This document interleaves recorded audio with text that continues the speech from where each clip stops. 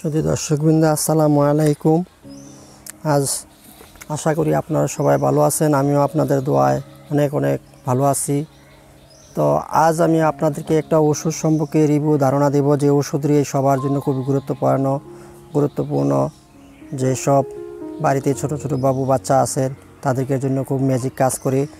যে ওষুধটি আমার স্ক্রিনে দেখতে পারতেছেন সেটি হলো কিটোটিফেন গ্রুপের টুফেন সিরাপ। আমি যে আজকের যে টুফেন সিরাপটি দেখাচ্ছি, আপনারা সবাই আমার ভিডিওটিতে দেখে উপকৃত হবেন।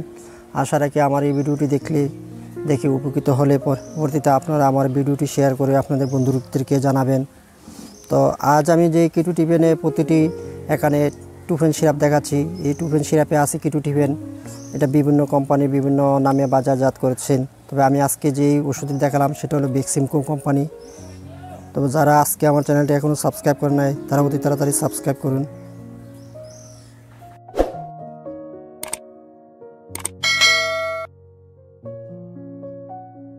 তবে আজকে আমি যে ওষুধটি দেখাচ্ছি কিটোটিফেন গ্রুপের টুফেন সিরাপ, এটি বাংলাদেশের স্বনামধন্য একটি কোম্পানি। যে কোম্পানিটি সবাই নাম বললেই চিনতে পারবেন, সেটি হলো বেক্সিমকো কোম্পানি টুফেন সিরাপ। তো টুফেন সিরাপ কখন বাচ্চাদেরকে বা কোন সময় খাওয়াবেন, যে অনেক বাবু বাচ্চা যারা হাঁপানিজনিত রোগে ভুগছেন বা শ্বাসকষ্টের সমস্যা আছে, তার হাঁপানিজনিত সমস্যায় ব্যবহৃত হয়। অ্যালার্জিক রাইনিটিস, অর্থাৎ যে এসব বাবু বাচ্চা আছে নাকে চুলকায়, নাকে পানি পড়ে, অ্যালার্জি সমস্যা বোঝা যাচ্ছে, সেই সব সমস্যা খাওয়াবেন। আর কনজাংটিভাইটিসের সমস্যা, যেটা চোখে বাবু বাচ্চা লাল হয়ে যায়, নাক চোখে দিয়ে পানি পড়ে, ওই সমস্যা, এই 2-3 লক্ষণেই আপনারা এই টুফেন সিরাপটি খাওয়াবেন। আর যারা ছোটো যে বাবু আছেন, যারা বিভিন্ন ধরনের বুকে কফ জমা আছে, বুকে আওয়াজ হয়, গড় শব্দ হয়, তারা এই টুফেন সিরাপটি খাওয়াবেন। তো টুফেন সিরাপটি খাওয়ার বা লক্ষণ বিধি আমি আপনাদেরকে বলতেছি। তো আমার ভিডিওটা আপনারা একটু ফলো রাখবেন। তো পূর্ণবয়স্ক সাধারণভাবে 1 মিলিগ্রাম করে দিনে 2 বার খাবারের সাথে সেব্য, খাবারের পরে। আর শিশুর ক্ষেত্রে একসাথে 2 মিলি করে দিনে 2 বার সেবন করা যাবে। আর 3 বছরের অধিক যেই বয়স্ক শিশু আছে, 1 মিলি করে দিনে 2 বার আহারের পর খাওয়াবেন। আর খুব বেশি ঘুম পেলে চিকিৎসকরা প্রথম শুরু কয়েকদিন রাতের বেলায় 0.5 মিলি থেকে 1 মিলি করে পর্যন্ত খাওয়াবেন। তবে এটা বিভিন্ন কোম্পানি বিভিন্ন নামে বাজারজাত করেছেন। তো বার্ধক্য পূর্ণবয়স্ক অনুরূপ মাত্রায় বা চিকিৎসা পরামর্শ অনুযায়ী, তবে এটি মাত্রা কম বেশি হতে পারে। তবে এটি বাচ্চাদের জন্য একটি ম্যাজিক ওষুধ কিটোটিফেন, ছোটো বাবু বাচ্চাদের জন্য। আর যে প্রতিনির্দেশনা, ডায়াবেটিসের ওষুধের সাথে কিটোটিফেন সেবন করলে সাময়িকভাবে রক্ত প্লাটিনেটের স্বল্পতা দেখা দিতে পারে। তবে এই লক্ষণগুলো খেয়াল রাখবেন।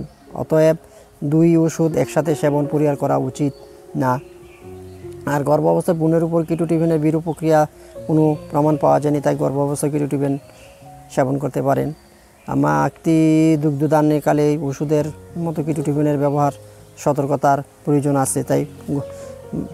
তাই এটা হলো মাতৃ দুগ্ধদান অবস্থায় এটা ব্যবহার করা যাবে না। আর কিটোটিফেনের প্রতি নির্দেশনা বললাম, আর সতর্কতা, যেটা হাঁপানির জটিলতা নিরসনে কিটোটিফেনের চিকিৎসায় গুরুত্ব কমপক্ষে 2 সপ্তাহ পর্যন্ত পরবর্তী নির্দেশনা অনুসরণ জরুরি। আর এটিও এন্ডোকার্ডিয়াল স্বল্পতার কারণে স্টেরয়েড নির্ভরশীল রোগীদের ক্ষেত্রে পরবর্তী চিকিৎসক অনুসরণ আরও বেশি গুরুত্বপূর্ণ। চিকিৎসা চলাকালীন সংক্রমণের সময় সুনির্দিষ্ট জীবাণু বিরোধী চিকিৎসা গ্রহণ অপরিহার্য। আর চিকিৎসা শুরুর প্রথম কয়েকদিন স্বাভাবিক প্রক্রিয়ায় বিঘ্ন হতে পারে। ব্যক্তি বিশেষের উপর কিটোটিফেনের ক্রিয়া সম্পূর্ণ সুনিশ্চিত না হওয়া পর্যন্ত যানবাহন বা যান্ত্রিক চলাচল সম্পর্কে রোগীকে সতর্ক হতে হবে। অ্যালকোহল জাতীয় পানি পরিহার রোগীদের পরামর্শ দেওয়া উচিত।